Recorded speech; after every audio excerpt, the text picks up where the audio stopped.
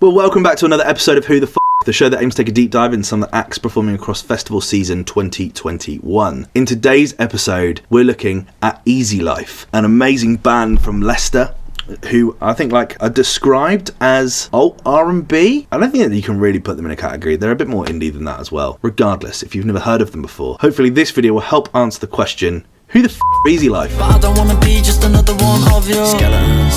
6 feet deep like could have been so sweet, bro. Skeletons. Murray, Oliver, Sam, Lewis and Jordan are the 5 members that make up Easy Life. They're from Leicester, United Kingdom, same as Kasabian. There we go, there's a fun fact for you. Wikipedia describes them as alternative R&B, which I think describes them best, but I also think they've got some really interesting influences. As a band, I think it would be easy to draw comparisons to people like Mike Skinner in the Streets, but they have the groove of a Kate Renata record in that kind of Glass Animals kind of way, with the lyrical wit of Hobo Johnson. My brother rightfully points out that they're a bit of a lo-fi Jamie T. They formed in mid-2017, releasing their first single, Pockets, on Chess Club.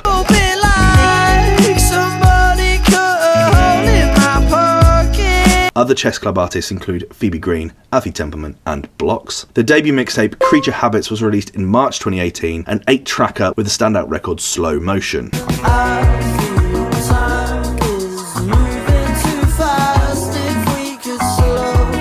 They then subsequently released the single Frank Nightmares and Temporary Love. Now we're driving to the edge of the city lights.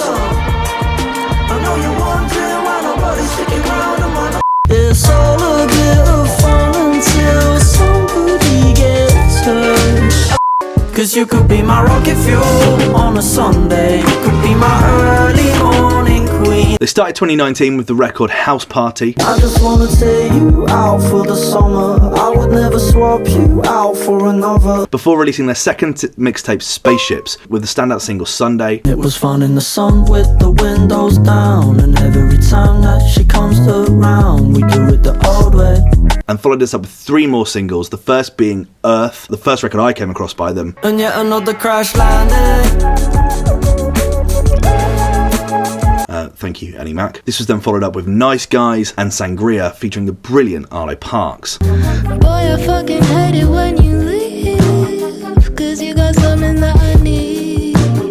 They started out 2020 at the number 2 spot on the BBC Sound of list, losing to Celeste. I know who's gone on to do more in that time. They would also go on to release the record Dead Celebrity. Riding with my models in the back of a car, jump in the pool from the final single taken from the 3rd mixtape, Junk Food, which was subsequently released on the 17th of January. They closed out 2020 with the single Daydreams, the first single taken from their upcoming debut album. Daydreaming and I'm thinking of you. Day drinking just for something to do. You know And what an amazing record that is. I always find it strange when people talk about a debut album, especially after 3 mixtapes. By this point, they've put out 23 records. But I get it, it's a mixtape, it's different. At the start of 2021, they put out the album's opening track, A Message to Myself, a record with the grandiosity of an Elton John song.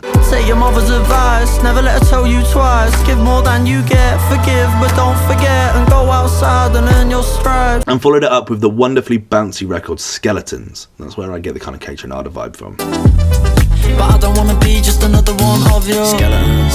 6 feet deep like could have been so sweet. This was subsequently followed up with the records Have a Great Day. Let's catch some solar waves while sipping soda bubble. And their most recent single, Ocean View. A record about taking someone you love to the beach and for them to not even dip their toes in the water. Didn't even dip your toes in. I can't believe I just took you home.